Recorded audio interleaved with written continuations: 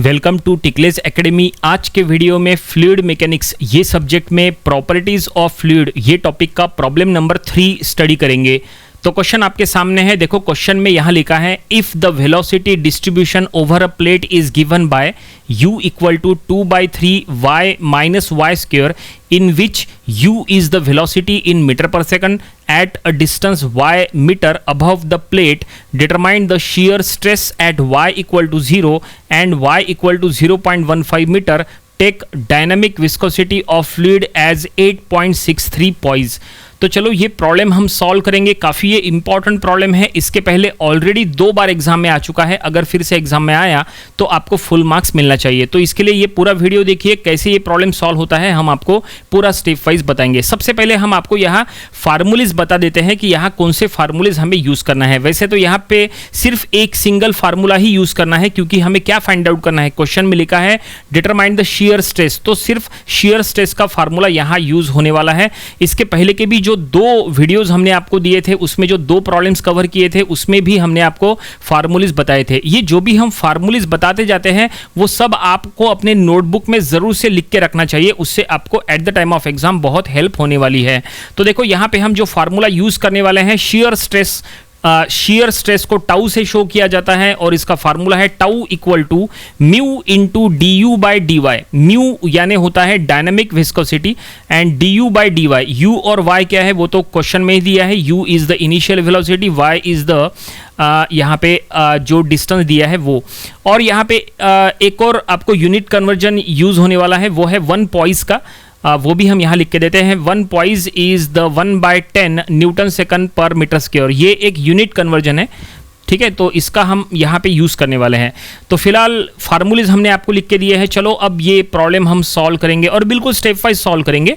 तो सबसे पहले हम गिवन डाटा लिखेंगे। देखो गिवन डाटा लिखेंगे, फिर टू फाइंड लिखेंगे और उसके बाद सॉल्यूशन स्टार्ट करेंगे। तो सबसे पहले क्वेश्चन में लिखा है इनिशियल वेलोसिटी। तो इनिशियल वेलोसिटी एक्चुअली कोई मैग्नीट्यूड नहीं दिया है, एक इक्वेशन फॉर्म में दिया है। तो हम लिख लेंगे u equal to 2/3 y minus Y square. ये इनिशियल वेलोसिटी दिया है, ओके। और अब क्वेश्चन में एट द लास्ट पढ़ेंगे तो डायनामिक विस्कोसिटी दिया है और डायनामिक विस्कोसिटी को म्यू से शो किया जाता है। इसको आप डायनामिक विस्कोसिटी बोलो या ओनली विस्कोसिटी बोलो, चलता है, कोई दिक्कत नहीं है, ठीक है। और ये दिया है म्यू इक्वल टू 0.863 पॉइज। अब यहाँ पे ये पॉइज में दिया है तो हमें ऑब्वियसली इसको कन्वर्ट करना पड़ेगा जब हम प्रॉब्लम सॉल्व करेंगे, और कन्वर्जन हमने आपको लिख के दिया है। तो गिवन डाटा में बस इतना ही आएगा। और अब यहाँ पे टू फाइंड लिखेंगे कि हमें यहाँ पे क्या फाइंड आउट करना है। तो यहाँ पे सिर्फ एक ही चीज फाइंड आउट करना है। क्वेश्चन में लिखा है डिटरमाइन द शेयर स्ट्रेस, तो टू फाइंड में आएगा ओनली शेयर स्ट्रेस। अब shear stress it means tau हमें फाइंड आउट करना है, लेकिन यहाँ पे ये टाउ एक बार नहीं 2 बार फाइंड आउट करना है। क्वेश्चन में लिखा है determine the shear stress at y equal to 0, मतलब कंडीशंस दिए हैं। पहला टाउ फाइंड आउट करो at y equal to 0 and second tau find out करो at y equal to 0.15 metre, ठीक है। दोनों कंडीशंस में फाइंड आउट करना है और दोनों में जहां पे भी आपको डायनामिक विस्कोसिटी यूज करना है वो 8.63 पॉइस का यूज करना है। तो फाइनली गिवन डाटा और टू फाइंड का डाटा पूरा लिख के तैयार है। अब चलो सॉल्यूशन बनाते हैं। तो सॉल्यूशन फाइंड आउट करते समय अब हमने आपको एक ही फार्मूला बताया है टाउ का, जो यहाँ यूज करना है, लेकिन हम यहाँ पे फार्मूला जब हम यूज करेंगे तो आप देख सकते हैं फार्मूले में क्या है, D U by D Y. तो हमें पहले ये D U by D Y find out करना पड़ेगा। जब तक ये D U by D Y find out नहीं करोगे तब तक आप फार्मूले का यूज कर नहीं सकते। तो चलो u दिया है वो हम यहाँ लिख लेंगे सॉल्यूशन में। u का इक्वेशन दिया है ना, तो क्या करो ये u की इक्वेशन को डिफरेंशिएट करो विथ रिस्पेक्ट टू y, तभी तो हमें D U by D Y मिलेगा ना, क्योंकि यहाँ पे y वेरिएबल है। तो डिफरेंशिएट कर रहे हैं तो 2/3 y का हो जाएगा ओनली 2/3 एंड y स्क्वायर का हो जाएगा 2y। तो फाइनली हमने डिफरेंशिएट कर लिए। ये जो D U by D Y है इसको क्या कहते हैं, इसको कहते हैं रेट ऑफ शेयर स्ट्रेन या फिर रेट ऑफ शेयर डिफॉर्मेशन या फिर वेलोसिटी ग्रेडियंट, ऐसा भी आप कह सकते हैं। इसके 2-3 नाम हैं, ठीक है। आपको इनको सबको याद रखना चाहिए। चलो ये हमने फाइंड आउट किए। चलो अब यहाँ पे एक काम करते हैं, यहाँ पे जो है डायनेमिक विस्कोसिटी जो म्यू है ना, इसको हम कन्वर्ट कर लेते हैं। डायनेमिक विस्कोसिटी म्यू जो कि पॉइज में दिया है ना, म्यू इक्वल टू 8.63 पॉइज है ना, इसको न्यूटन सेकंड पर मीटर स्क्वायर में कन्वर्ट कर लेते हैं, क्योंकि उसी फॉर्म में हमें सॉल्व करना होता है।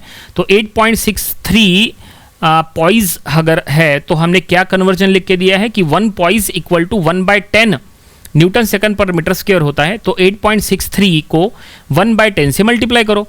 1/10 से मल्टीप्लाई करने के बाद आपको क्या मिलेगा वो यहाँ पे हम लिख लेंगे। तो ये मिलेगा 0.863 न्यूटन सेकंड पर मीटर स्क्वायर। ये क्या हो जाएगा, डायनामिक विस्कोसिटी, या ओनली विस्कोसिटी बोले तो भी चलता है। तो फाइनली फार्मूला जो हमें यूज़ करना है टाउ का, वो टाउ का फार्मूला यूज़ करने के लिए जो भी रिक्वायर्ड चीज़ें थी वो हमने सब निकाल लिए हैं। और अब चलो फार्मूला हम यूज़ करेंगे टाउ का फार्मूला। टाउ यानी क्या होता है ज़रा याद रखना, टाउ यानी होता है शेयर स्ट्रेस। ठीक है, ये टाउ उसका एक सिंबल है, शेयर स्ट्रेस शो करने का सिंबल है। तो चलो ये शेयर स्ट्रेस फाइंड आउट करेंगे, लेकिन ये हमें 2 बार फाइंड आउट करना है। जैसा हमने कहा था, पहली कंडीशन है एट y इक्वल टू 0। देखो आप 2 फाइंड में देख सकते हैं। सो बिल्कुल स्टेप वाइज सॉल्व कर रहे हैं। देखो shear stress at y equal to 0, सबसे पहले हमने फार्मूला मेंशन कर लिए जो हमने फार्मूले के ब्लॉक में लिख के दिया है। और अब यहाँ पे वैल्यूज पुटअप करो। So tau equal to mu यानी 0.863 न्यूटन सेकंड पर मीटर स्क्वायर में है, इनटू du/dy। तो du/dy हमने ऊपर फाइंड आउट किया है 2/3 माइनस 2y, वो हमने यहाँ लिख लिए। और अब बस क्या करो, यहाँ y की वैल्यू 0 पुट करो। y की वैल्यू 0 पुट करेंगे तो हमें टाउ मिल जाएगा at y is equal to 0। ठीक है, तो हम इसको यहाँ साइड में लिख लेंगे। सो देयरफॉर टाउ और उसके बेस में लिख लेंगे at y equal to 0। So tau at y equal to 0 is 0.863 into 2/3 minus 2 into 0। बस y की जगह 0 पुट करना है, बाकी इसमें बहुत बड़ा कैलकुलेशन नहीं है। और आप इसको सिंपली अगर आप कैलकुलेटर का यूज़ कर रहे हैं तो कैलकुलेट कर सकते हैं। तो इसका आंसर आएगा। So tau at y equal to 0 is हम यहाँ लिख लेंगे 0.5753 न्यूटन पर मीटर स्क्वायर इसका यूनिट रहेगा। क्योंकि काफ़ी सारे यूनिट जो है इसमें कैंसिल हो जाते हैं, जैसे सेकंड जो है वो कट हो जाता है। ठीक है ना, तो न्यूटन पर मीटर स्क्वायर ऐसा यूनिट यहाँ पे बचेगा। सो टाउ हमें मिल चुका है at y equal to 0। It means shear stress हमने फाइंड आउट किया है।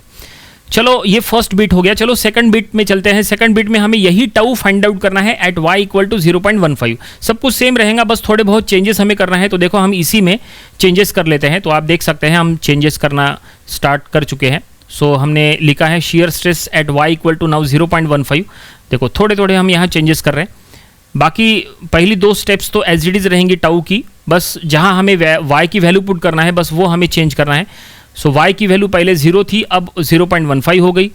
और ये देखिए, और अब कैलकुलेशन यहाँ पे हमें बस करना है। तो देखते हैं कैलकुलेट करने के बाद क्या आता है। ये पूरा ही इसका नया आंसर यहाँ पे लिख लेंगे। सो ये हमने कैलकुलेट कर लिया है जहाँ तक। सो हमें यहाँ पे मिल रहा है so tau at y equal to 0.15, और यही हमारा लास्ट स्टेप, यही लास्ट आंसर हो जाएगा।